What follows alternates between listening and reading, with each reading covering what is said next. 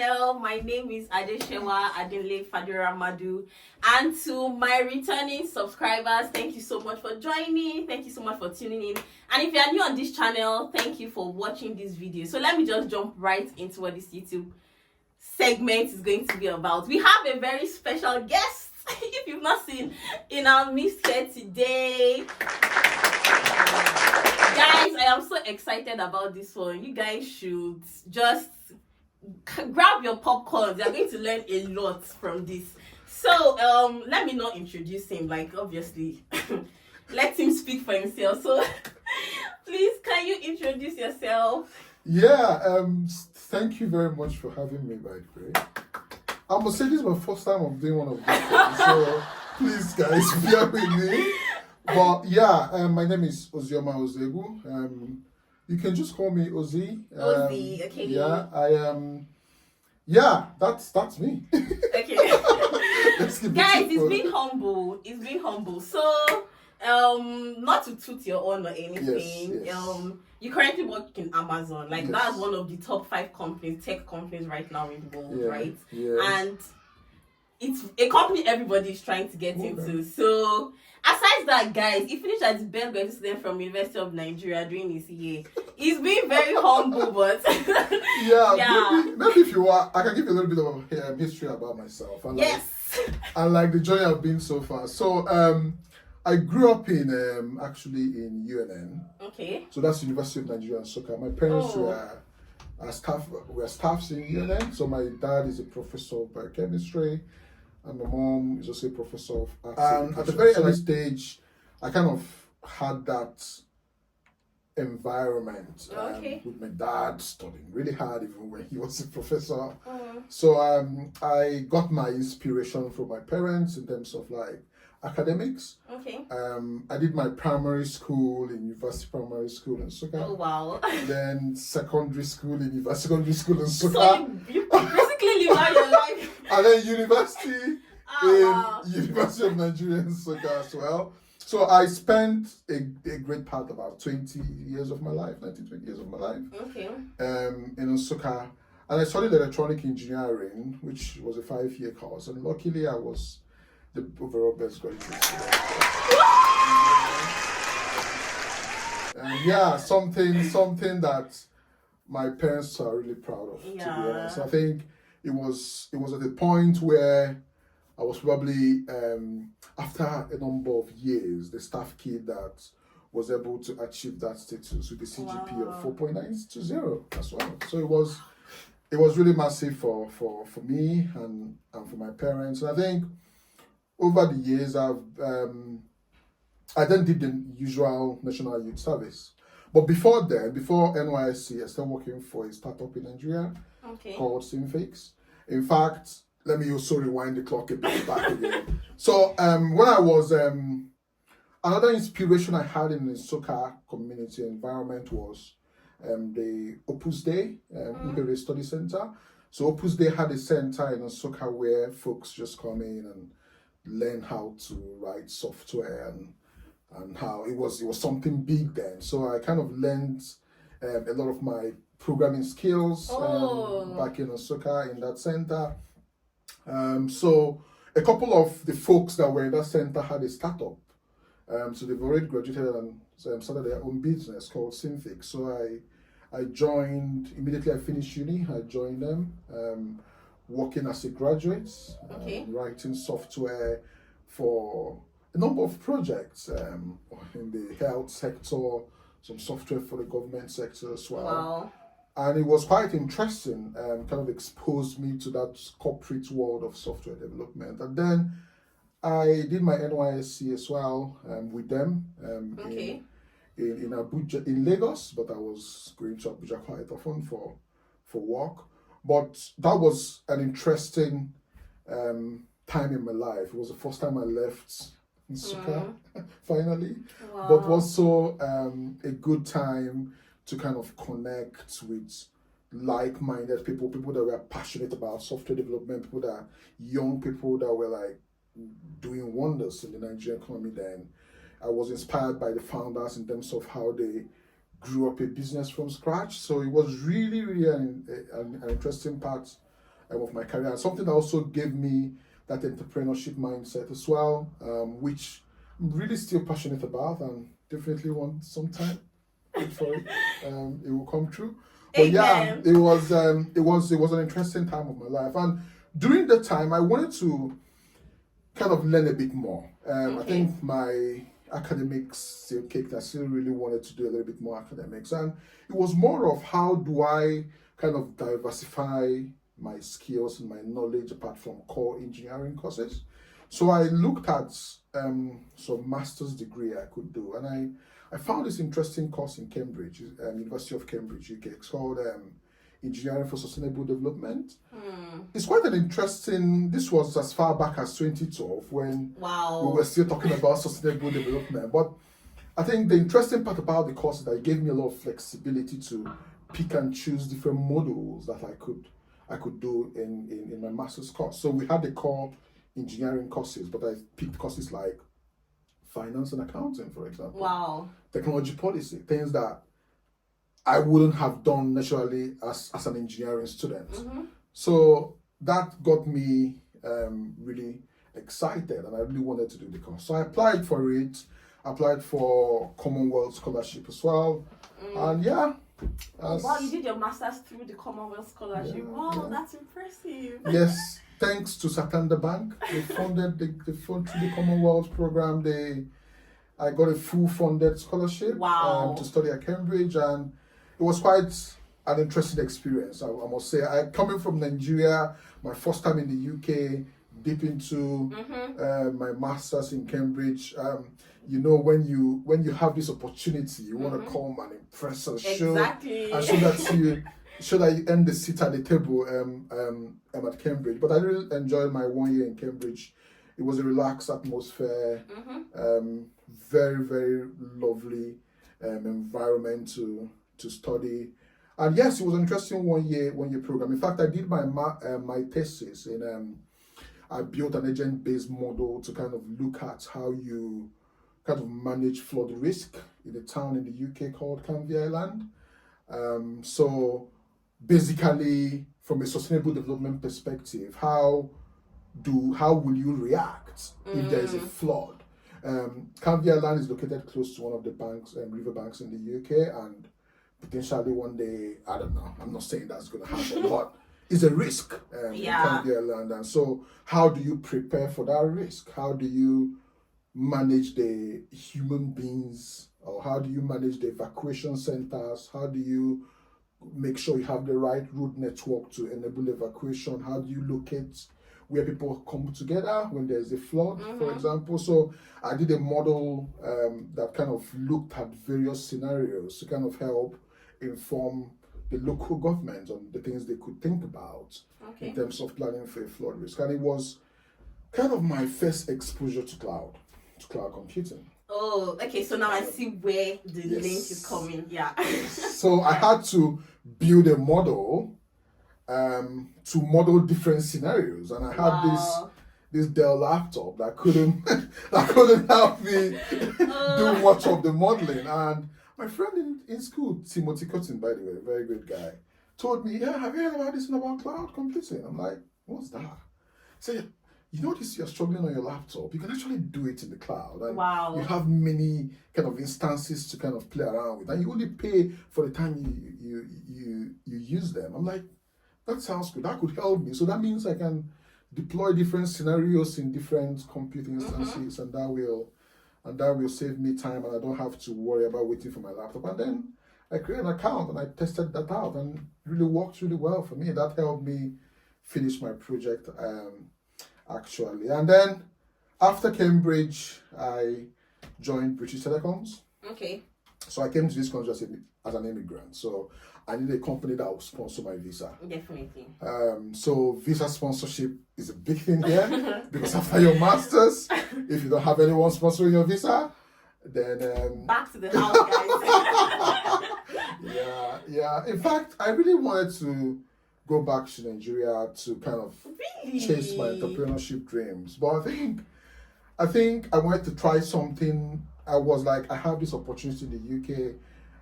I got a job with British Telecoms. They were ready to sponsor my visa. I was like, let me give it a try and see where that takes me as well, just to get that international experience as well. Okay. So I joined the BT graduate scheme in 2013. I moved from Cambridge to Ipswich, where I still live now. And yeah, it was an interesting 5 years at BT. Yeah. Okay, just before you continue, let me just like ask you this brief question. Yes. So for somebody like me, like I remember when I was looking for a job as a master's student, right? And then when you're coming to the UK, people are telling you from day one, start applying. Like do like 10 applications daily if you can, because it's so hard to get a job. Yeah. And then I was getting a whole lot of rejection emails. And I remember telling my husband, like, I started feeling like a failure because it was not something I was used to. Like, so my question is, did you find it very hard, like, to get your first job? Like, was it hard? Yeah, I would say typically what happens in the master's program, usually you have these career fairs, which is a day like a lot of company come into the uni and they want to like help people, make it easy for folks to apply for jobs. So I applied for lots of those. I applied to a lot of companies. I got a lot of rejections as well. So I think there are a number of things to come into why you might get a rejection. Okay. Your CV, at least to start with, that kind of presents the way the person sees you is based on what you've structured in your CV. Okay. And also maybe the fit for the job, what you're looking for the job and what's on your CV. There's a lot, we can go into that in a lot more detail, but I don't think it's something you should be annoyed about or something. Obviously, being human, you'll be like, oh, what, me again? Oh, another rejection. But I don't think you should see it that way. It's a case of going again and probably even seeking opinion from other people as well, especially from your CV. How can you make it better? How can you suit it for the job you're applying? But don't see it as a setback. See it as an opportunity to apply for more, and also reach out to people and learn a bit more how you can work on your CV a bit. Guys, do you hear? Perseverance. That's just the key. So another question is, if you can think back, what is something you think you could have done differently that would have helped you like land your job easier or easily? To be honest, I've just thinking now, I don't really like, I don't know, will it be regrets? I don't think I'll call it regrets, but I don't think there's anything I could have changed. I think I just went through the process. There is no shortcut to these things, to be honest. I feel you just need to take the ride. And while taking the ride, learn as you're taking the ride. In terms of the job application, I think one of the things that helped me actually was I went to see a friend in Manchester. So I traveled from Cambridge to Manchester to just see a friend. And I was with this friend, and we're like, this was my uni friend actually. GOC, shout out guy. So he was doing his master's PhD then as well in University of Manchester. I just came over a weekend to visit him. And then his other friend came in to also see him, Blessing. Shout out to Blessing as well. And Blessing was working for BT then. Wow. And he was saying so much nice things about BT. And then that's back to what I'm saying as well, like talking to people and networking. Yes. So meeting Blessing and chatting with Blessing got me to understand a lot more about the company and also how to apply and how to package your application and how to go through the interview process as well. So again, learning from people, trying to reach out, network with people that have gone through a similar journey that you're looking at. If you're applying to a company and you know someone that works there, talk to that person. They can be on LinkedIn, they can be on Twitter, or you know a friend of a friend. Ask for introduction. Get more details about what you're trying to go through, because people have actually gone through that journey. So you don't need to reinvent the wheel there. Ask questions and that could really be of good help. Yeah, I think what you said is very important, because I remember I did a certification course, a Google certification course, and then in the end they told us like we should try as much as possible to reach out to people that have done those courses on LinkedIn. So do you think in this generation LinkedIn is very important? Like if you are actively seeking for, like, looking for a job, you have to be on LinkedIn. Like, you have to have a strong profile on LinkedIn. I would say, let me not make it too difficult for folks. I would say you need to be the master of LinkedIn. Okay. Creating an account to reflect what you've done so far, it helps because you know what? That recruiter, after going through your CV, you might want to have a look at your LinkedIn, also see, the kind of network you have, what you've also done, does it reflect what you have on your CV and all this good stuff. So having a very good branding of yourself on LinkedIn is really important in the corporate world. And this doesn't need to you being a very good graphic designer or you having to have the all bells and whistles on your LinkedIn of everything you've changed the world, all those people. Those little things you've done, those little projects you've done in school, those group projects you've worked together with folks, even volunteering activities since you did during the holidays where you maybe helped XYZ or worked with this organization, this NGO to do XYZ. Those things are really important because they are things that kind of show you in what you at that point in time in your life. And don't underestimate the work you do, the non-paid jobs you do as well, because those will show kind of you've gone out of your way to learn. You working in an NGO, for example, and doing a project, there's a lot in that in terms of how you manage the project, what you do, how you put things together. It shows that you've already acquired those skills that will be relevant in the corporate world as well. So don't underestimate that as well.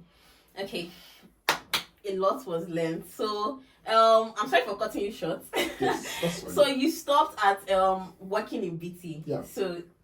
Oh yes. So when I did 5 years at BT actually, but after 5 years, I really wanted to focus more into cloud computing because 5 years after my master's, the tech scene, the cloud computing technology was beginning to emerge as the future of hosting your application or the future of how you kind of procure infrastructure.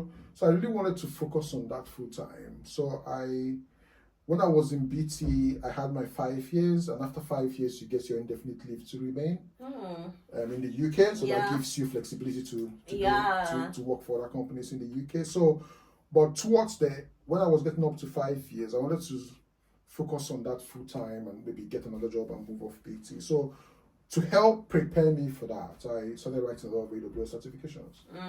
So I wrote about 6 AWS certifications. Wow. Within maybe 1 year or whatever, because I really wanted to focus on that full time. And that helped me to secure the first job, focus full time on cloud computing after BT. So I worked as the lead architect, AWS lead architect for Insight UK. So after I left BT, and it was quite an interesting experience as well because Insight we are building a new AWS practice.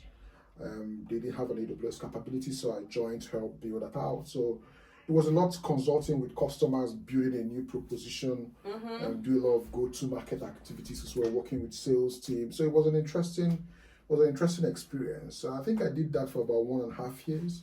Wow. And I've always had a dream to work for Amazon. Because I interacted with them a lot when I was working at Insight, with folks working at Amazon a lot. And I also learned a lot about the leadership principles and the ways of working, and it kind of resonated with me as well. So I decided to apply. And my application journey in Amazon is actually an interesting one. I actually applied for a senior solution architect role. Wow. But they came back to me. They're aiming big immediately. Yeah. It wasn't big though, because if you think about it, I've got like a chunk of experience in the definitely. UK, isn't it? And I felt I was best suited for that as well. But they came back to me. I think I applied for a role in one of the segments, and they came back and were like, "Oh, we think you're better placed in this segment." And I was like, "Okay, fine." I didn't know anything about all that. I was like, "That's fine. If it's just moving ahead, let's just keep moving ahead." So I joined as a solution architect in a different segment than I applied. And it's kind of motivated me a lot when I joined Amazon to kind of take my career seriously and dive deep into this whole cloud thing and really demonstrate how I can help our customers while working with Amazon. And yeah, I joined the small and medium scale business team in Amazon that's kind of responsible for quite a chunk of the UK customers. I was responsible for the east of England customers and also some of our customers in the north. And then yeah, I was promoted to a senior solution architect after about 1 year, 8 months. Oh.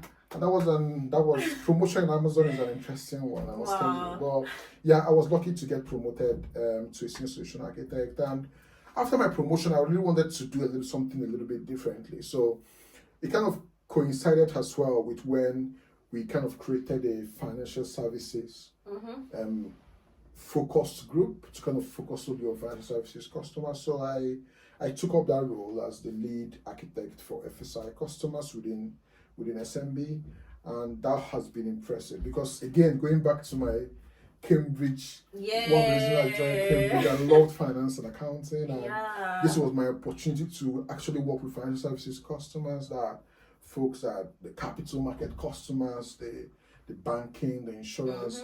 It's always amazing. It's always amazing what happens in that sphere of life. That I didn't study finance, but it's always amazing to learn how trading systems work, how the bank's transactions work, how payments works, and the IT systems that power these critical infrastructures that power the economy. So it was interesting to work in that space, and I've been doing that since then. I'm still doing that today, but that played a key role in my being promoted as well recently again.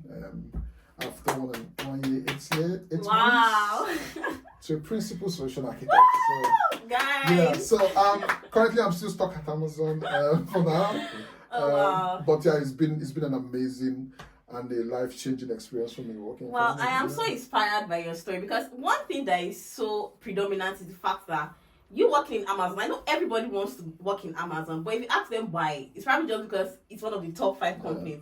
But you had like a passion, and you like joined your passion like into working for Amazon because it was a reality coming through. So guys, I know as much as we all want, the cool job, follow your passions more, and your passions bring along the cool job, if you get what I mean. But I'm so inspired. So if there's that's actually a very cool thing you mentioned. Actually, I think it's something that will also make sure you have a good career in these companies when you get there. Because if you're not passionate about it, if it doesn't keep you awake at the night, if it doesn't give you that kick in the morning to like go into work and feel that passion, you wouldn't enjoy it. So exactly. That's a good point. Exactly. Yeah. So if there's like a small Ozioma somewhere, little Ozzy watching, like, and person just really has this passion of, I want to work in Amazon, I want to be a solutions architect. So we'll just say the first step is actually getting those AWS certifications. Yeah, I think everybody's journey can be different depending on the background that you're coming from. I would say, obviously, with cloud computing, you need to kind of learn a bit about the fundamentals of like, what is this thing all about and how does it all work and all those good stuff. And I would say, yes, certification helps because it kind of helps you to begin that knowledge journey to kind of start learning about these things. But most importantly, I will always recommend folks to do hands-on experience as well. So any opportunity you have to build things, to spin up an AWS account and build stuff, put that on GitHub, for example, and then put that also in your LinkedIn to show that you built that. Yeah. I think that kind of begins to build a picture about you and also help you not just to learn the theory, but also to the practical aspect. We've moved away. I mean, maybe 10 years ago, only certification could have maybe helped you secure a cloud job, but now you have to show some hands-on or some strong experience in in both theory and also practical to give you a very good chance. Yeah. Okay. So I think majorly what you're saying right now is I feel like CV is not enough anymore. You have to have more like a portfolio. Yeah. Like to show, oh, this is what I have done in this field. So that way, if a recruiter is like looking through your CV, can say, oh, this person has worked on this project, this person has done this. So they have more confidence in you and can say, oh, I can give you this job. Yeah, it helps. It helps. I would say don't kill yourself if you don't have that. But just know that you can build it as well. Even if you don't have it, like I mentioned, AWS gives you some free tier kind of services that you could use without paying any dime in a month. And also these things are pay as you go as well. But you can practice, you can do some practicing and some learning on your new AWS account and build things and put that on GitHub and put it in your LinkedIn. You don't need to really you must not work for someone or show that you've had the experience. Your hands-on skill or what you've been able to build on your own. Don't underestimate that. That shows your ability to learn and be curious and also to dive in. But yeah, I don't think you even asked me what a solution architect is. So let's go back to that. I think it's very important. So what is solution architect? There are various definitions of solution architect. And then if you have worked in a big enterprise in the past, there used to be this, it's still even existing today, this enterprise solution architect that kind of look at the whole enterprise and look at if you're building a new IT system, what does that mean for the existing systems and the impacts the system will have on the current way of working, and making sure it's designed in a highly available, highly resilient and scalable way as well. So what I do as a solution architect, like I mentioned, I work with financial services customers. So I do a number of things. So I basically work closely with those customers to help them to deploy their financial applications on AWS. So whether it's about migrating the existing applications from on-prem or from an existing physical infrastructure to AWS, or helping them to build net new applications on AWS. So this will involve things like designing what that would look like. What services on AWS do they need to use to be able to help them deploy that application, and how do they make sure they will leverage the AWS regions and the availability zones to make sure the applications are highly available, scalable, resilient, and also secure as well. So that's quite the core part of my role. So I engage with the head of DevOps, head of security, the developers, the C-suite as well, the CTOs, the CEOs, to help them kind of look at what that cloud journey could look like for them, both from a short-term perspective in terms of potentially optimizing things like costs and security, but also long-term in terms of the projects they have coming in the future and how they can build and design that in the cloud. Another part of my job, which I actually enjoy a lot, is also public speaking. So I speak a lot in different conferences. There's this popular conference we do at AWS called reInvent, where we launch a lot of new services. So yeah, I enjoy public speaking now, and I kind of try to evangelize about AWS, talking about various technical concepts and how you can do those on AWS. So that's another key part of the job. Another part is also technical writing. So writing blogs and content that will be reusable for other customers or for folks learning AWS as well to understand some of these concepts. Another key part of the role as well is around mentoring. So folks that are in the team, going through the solution architect journey and growing the career, how can we better support them along the way? So I would say no 2 days are the same. And my job is quite an interesting experience, and I must say Amazon is an environment of giving me the ability to kind of learn not just about tech, but also how to speak in public, how to write very well, and how to dive deep as well, which is one of the leadership principles. So yeah. Okay. wonderful words have been spoken, guys. Thank you so much for joining us today. I am so grateful. I am so inspired. Now I feel like I want to be a solutions architect all of a sudden. But yeah, I think that is enough knowledge for today. Guys, if you want to ask him more questions, drop your questions in the comment section. I'm going to try my best to like pass it on to him if he can answer it. I'm sure he'll be willing to answer our questions. Yeah, definitely. Yeah, and I'll be replying you also, maybe as a DM or something. So drop your questions. Thank you so much for joining us today. I am so inspired. Just like ice coffee in the morning.